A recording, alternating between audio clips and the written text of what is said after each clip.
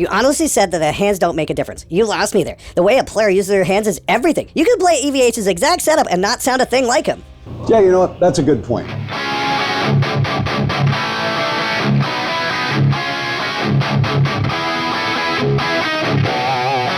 Oh wait, right, that's absolute bullshit.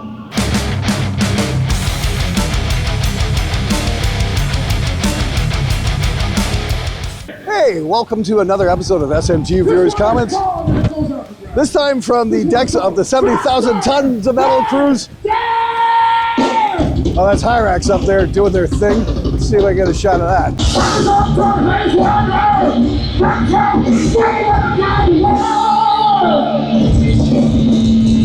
As I was saying, welcome to SMG Viewers Comments from the very windy decks of 70,000 tons of metal. I'm gonna go inside here before I get blown off the...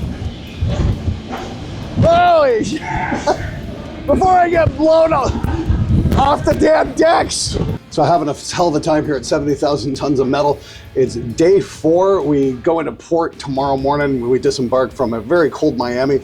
This was definitely the coldest 70,000 tons of metal cruise I've ever done, but we've seen some killer bands. Anthrax has played a couple times. Hyrax was just up on stage.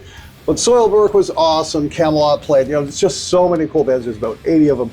And I only got to shoot very few of them, but I'm really glad I got a chance to do this and speak with a lot of bands as well. That's going to be in an upcoming video. But this is Viewers Comments. This show is about you, not about me. So let's answer your comments and questions right now. It took me 15 years to realize that most guitarists were full of shit. They've crafted these delicate fantasies in their heads about tone widths and playstyle and magic pedals with mythological creatures printed on them, and you absolutely positively cannot convince them of basic observable reality.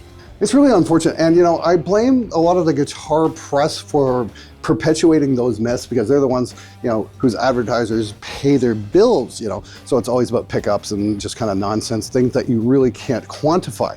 And, you know, we read these articles and everything just gets repeated over and over and over and over and over again. And suddenly those myths become fact. But once you actually start making repeatable observations, that's when the truth is laid bare, and that's when we start making real observations. As for the bit about basic observable reality, well, that seems to be par for the course these days. There's a lot of things going on that are plain as day that people will just plain ignore because it doesn't fit their worldview. And I think that's just plain sad. Geez, 10,000 Australian dollars by the time you pay import duties and currency conversions. Well, there's a very simple solution to that problem. If you're being taxed unfairly and excessively and your dollar is worthless, then get a new government. Well, it's a great amp, and I've just got a mangled 10-band EQ in front of it. Bloody ridiculous. If you do an amp review, you have to play the amps and straight up no pedals. You are wrong, Glenn. There's seriously something wrong with your ears. Oh, come on, Chris, quit whining so much. You're pissed because I used an EQ pedal in front of an amp. Yeah, you know what, you're right. Nobody would ever do that. That's against the rules. You know, nobody like Ed Van Halen would ever put an EQ in front of his amp. Are you fucking serious? Give your head a shake, man. Look, if you want to hear a guitar amp without an EQ in front of it, that's fine. Go make that video yourself. Truth is though, for most of that video, I didn't have an EQ in front of it. I just used it for the Van Halen type tone demonstration to show that you could achieve that kind of sound. The rest of the time, it was just the amp itself. But thanks for writing in and telling me how wrong I got things. I really do appreciate that. Thank you for making such an awesome contribution. The world is truly a better place because of people like you, Chris.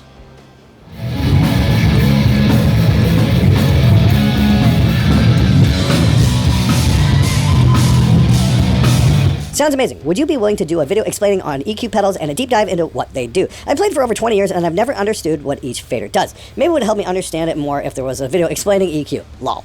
You know, that's not really a half bad suggestion. I should probably do an episode just dedicated to EQ pedals. What they sound like when you put them before an amp, what they sound like when you put them in an effects loop, and kind of explain what it all does. But to put it in the simplest terms, I remember this from like my very first audio class back in my college days, is you gotta remember an EQ is kind of like a shitty amplifier for a particular band. It introduces a tiny bit of delay in the sound, and I mean a very tiny bit of delay, so we can get phase shift. And that's what happens at the various different bands. All that's happening is there's a little bit of phase shift going on. Now that's why it's called a shitty amplifier. Trick is if you want a cleaner EQ, try using subtractive EQ instead of just boosting. I have a question as a still burgeoning musician. The Zuta amp may be the most impressive amp I've ever seen for high gain especially. The price is also not cheap, but comparable to other brands like Reved, Soldado, Marshall, and the like. Why would anybody feel the need to purchase anything else but this amp? Not lauding it critically, but just asking the question. It does exactly what you want to do, nothing more, no less. Thanks, and a big fan for 7 years now. That's a great observation. And I've realized one thing. If I was a company that was making amps that wasn't Zuta, I would be very, very worried right now because it's really operating on a different kind of level. And I honestly have been asking myself that question. Why am I going to need these other amps? Awesome. Fantastic. Thank you so much. Awesome. All good info in your channel, Glenn, but I keep wondering how these are all relevant in this day and age with AI and digital tools, i.e. software either in a PC or as an amp modeler, e.g. Helix, Vilton, etc. I mean, in a guitar-based recording context. Keep up the good work. Thanks. So I think the question here is you're wondering how relevant a tube amp is in the days of AI and amp modeling and all that kind of thing.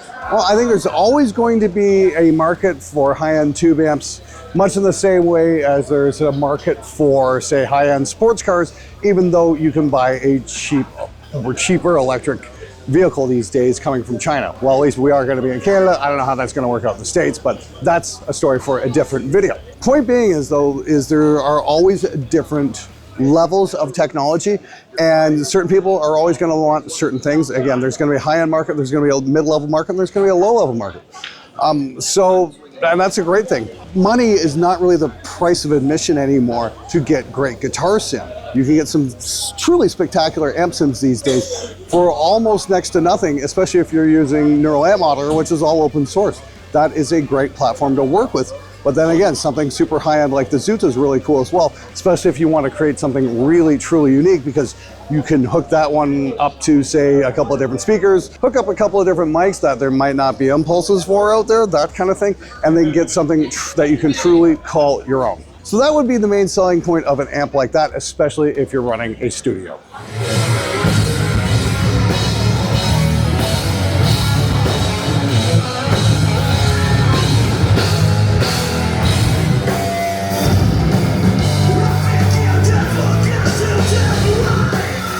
Glenn, how good are you with a soldering iron? DIY Recording has a bunch of 500s you can build yourself, and they're really clean. So when it comes to my soldering skills, I'm okay. I've wired up a couple of studios. I can wire up some XLR cables, guitar cables, that kind of thing. But I've never done anything like as complicated as a circuit board. I can probably make it happen. I'm probably patient enough these days, hopefully. But honestly, I think when it comes to that sort of thing, I'd rather defer to the experts because I just simply don't have the time. To do a video where I put together a 500 series unit with soldering, it might take a little bit too long, and the YouTube schedule can be rather demanding. So who knows, maybe I could do an episode on something like that if I got somebody else to solder. Would be an interesting piece anyway. Hi Glenn, love your channel. But about preamps, the pros/legends prefer certain preamps for certain sounds. An API sounds different from an SSL, etc. Surely they know what they're talking about. Well, they probably do know what they're talking about to a certain extent, but then again, I wonder how many of them would actually pass a blind test if we A/B'd, say, Neve and API preamps. This is actually a video I want to make at some point. We run them clean versus we run them dirty, because when we run preamps really hot and dirty and start adding extra content, that is when the preamps take on a certain character. Stay tuned for that one. I'd really like to make that one happen. Hey Glenn, I've been watching for a few years now. I originally started because you were famously angry at the comment section. I slowly began to realize it's because you truly care about the facts and data to aid musicians. Thanks for all the passion you put into preventing people from making costly and time-consuming sonic mistakes. Keep being awesome. Now, when I read that as Adam something, I had to immediately check, was that Adam something from that channel? Unfortunately, no, but if you ever want to see some great content, go check out Adam something. He does some really amazing stuff. Anyway, as per your statement, this has been my whole process from day one. It's not to be an asshole. It's just to be honest about things most people aren't comfortable talking about when it comes to making records and making music and trying to help people. I'm sorry if the truth is painful sometimes, but at some point you got to rip the Band-Aid off and face reality that a lot of stuff we're being taught is basically a lot of bullshit. The simplest way we can make decisions about recording or anything like that is simply to do a test and then see if we can repeat the same test and get the same results. That's when things get interesting. That's when we can make observations and then make opinions based on those observations. Anything else, you're just kind of running around with your dick in your hand, and that's not really helpful. So when somebody makes a claim, I'm always saying, hey, you know what, back it up, show your work, and see if we can teach other people how to do it as well. That's how I do it anyway. And if that rubs some people the wrong way, well, too fucking bad. Another person who did something similar was Bob Rock with Metallica on the Black Album. He took the signal of a Mesa Boogie Mark IIc Plus before it went into the cab, passing through all EQs, compressors, and stuff, put a power attenuator, put a DI box getting the pure sound of the amp, no cab, and after that powered it back with a JCM 800. JCM was modded to use just the power section to now only get the cabin mic with the 57 and other mics, both mic'd and DI signals. He balanced the tone to get what we know as the Black Album sound. I tried at home using a Mesa 2C Plus amp sim and a parametric EQ from my multi-effects pedal, a DI box, and an IR loader using a 4x12 Mesa cab with V30s, mic with 57, dialed in, and I instantly got the Black Album tone. Okay, dude, I'm not really sure I follow you on that one. That was very long-winded and didn't really make a whole lot of sense. From what I think you're saying is basically Bob Rock took a Mesa 2C Plus, but he used a Marshall as a power amp for it. And you're saying you got instant Black Album tone. I'm like, okay, well, that's a great story. Do you have any links to some recordings you made with that said Black Album tone? Because I'm sure the entire class would love to hear your results. I mean, again, wild claims without evidence are exactly that. Wild claims. Why didn't you include a link? That would be so much more helpful. And then maybe we could do a breakdown and explain to people how they can get that sound. Unfortunately, we're not getting that. All we've got basically is, oh, yo, I got this amazing tone, take my word for it. I'm sorry, that's just not good enough. But if it helps, I can try taking a Mesa and putting it into a Marshall style power amp. Maybe we can make that work. I mean, a simple DI box from Countryman will allow you to do that and get exactly that same kind of result without having to step it down or anything like that. Countryman DI is really great because you can run a DI signal into it, but you can also take it direct out of an amplifier and get that signal as well, but without fucking around. It's a really killer piece of gear, and that's why I've had one for nearly 20 years.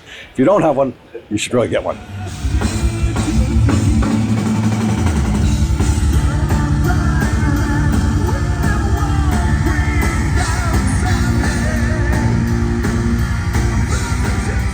Love the video, which brings the HSCC to mind. So using the NAM, would a bus track with just the Mr. Less Friendly with level down to about approximately 15% be a sufficient blend? Or would that track require an amp sim IR as well? If so, using the HSCC, which of your supply chains would you recommend on both tracks? I know I sound like a noob, such is life. Thank you, Glenn.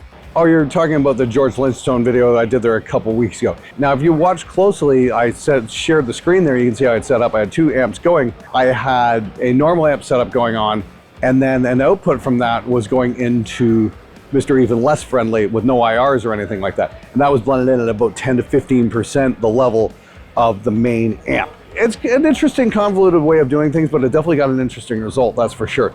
And I'll tell you what, I probably will do an expanded version of that in the home studio cheat code for everybody who bought that course, just to kind of explain it a little bit more in depth so there's no confusion going on. Thanks for the request. That's the whole thing about the home studio cheat code. I add things on based on what the customer wants and just try and make it the best course I possibly can. So thanks for the suggestion, man. I'll get on that in the next couple of weeks. I never understood why a guitarist wants to spend their life trying to nab someone else's guitar tone anyways, especially when you're supposed to buy a bunch of gear. And then once you succeed, find another signature sound to plagiarize. How about learn to play, learn about the signal chain and gain staging, and then shop around for your own pedals and effects. Find your sound instead of pretending you can earn respect for imitating somebody else's accomplishments. An art student can paint a replica of the Mona Lisa, but who cares? Well, Twin Simeon, I think you're kind of missing the point just a little bit.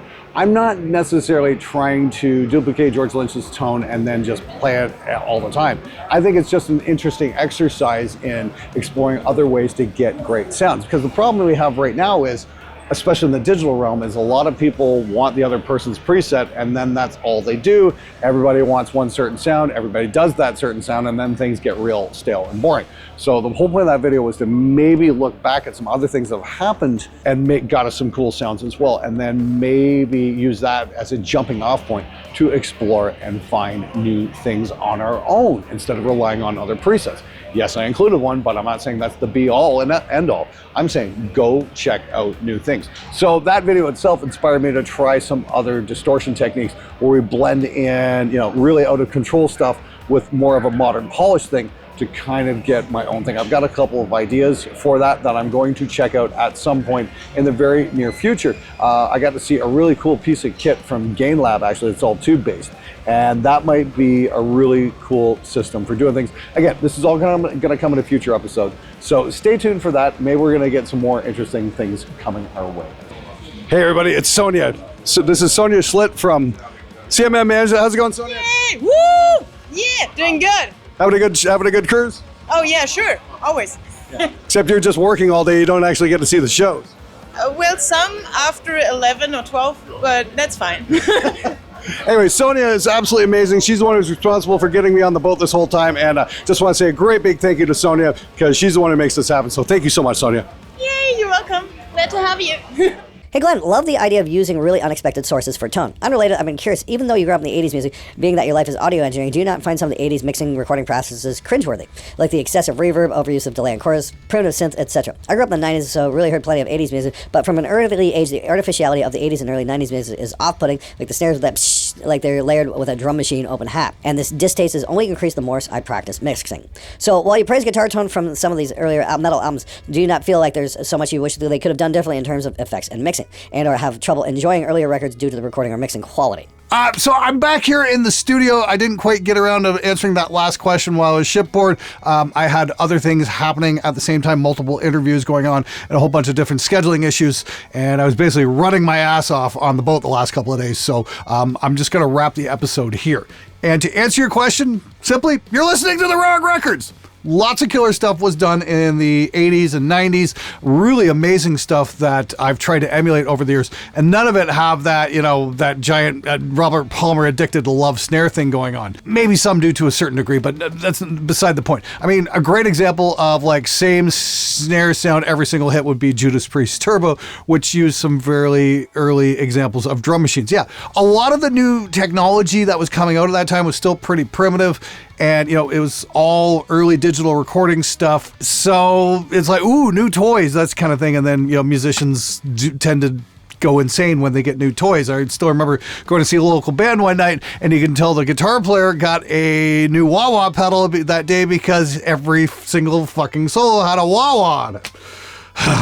Same thing with making records. Here's the thing. Yes, you might be listening to the wrong records. There were plenty of great sounding records that didn't have a lot of artificial bullshit on them. If you want to go real early 80s, you put on, say, Judas Priest, British Steel. That's one of my favorite drum sounds ever. That's the sound of Ringo Starr's foyer with, a great big staircase and that kind of thing. They were renting out Ringo Starr's house to do that record, and they moved the drums in there, and they never ever got that drum sound ever again. Killer stuff. No artificial bullshit. Just a great drummer playing his ass off in a great sounding room. Another interesting example for early 90s would be listen to the song Pull Me Under by Dream Theater. And the original mix of that had a snare sample on there, and it really didn't sound all that great. And I think there was a remix or something like that where they changed the snare sound back to something real, and it's much more enjoyable to listen to. So yeah, I get where you're coming from, but I mean, there's a ton of killer records in the 80s and 90s that were done. I'm like, you want great organic sounding records, go put on Caius Blues for the Red Sun, that was early 90s, or Corrosion of Conformity, Blind. Just a magnificent mix, top to bottom, beautiful sounding drums, might be some basic samples layered in there, but nothing crazy artificial. Another great one, as I found out during an interview, would be Megadeth Peace Cells. Very tasteful use of drum samples, so lightly used, in fact, I didn't even know that there were samples on that record until I talked to the mix engineer and found out the hard way. But this is the thing about new information, it allows us to change our philosophy and our conclusions when that new information comes along. So that kind of opened me up to the whole idea of using some snare samples in a very limited scope on my own recordings instead of just being dead set against them completely. And honestly, I think my records do sound better because of that. Anyway, I hope that clears things up for you. Just because it comes from a certain era doesn't mean it's going to be abusing technology. Like I said, I love a lot of the records that came out during the 80s and 90s. Another great record with an incredible drum sound would be Iron Maiden Power Slave. Again, just killer drummer, killer performances. What's not to love? All right, I'm going to wrap it up there. Once again, I just want to give a great big shout out to the whole crew at 70,000 Tons of Metal and all the bands that are going to be on the show. Thank you so very much to everyone for making the time to make an appearance on the show. It's greatly, greatly appreciated. And thank you so very much for taking time out of your day for watching this as well. I couldn't do this without you, so from the bottom of my heart, I really mean it. Thank you so very much. All right, I'm going to wrap it up there. I will see you next time. Got a lot of really cool stuff on the go. I've actually... Oh, what's going on over here? Oh, a Boss Super Overdrive. What am I possibly doing with that? You'll see very, very soon. All right, that's it. And don't forget, if there's somebody you care about, give them a hug today. I'll see you later.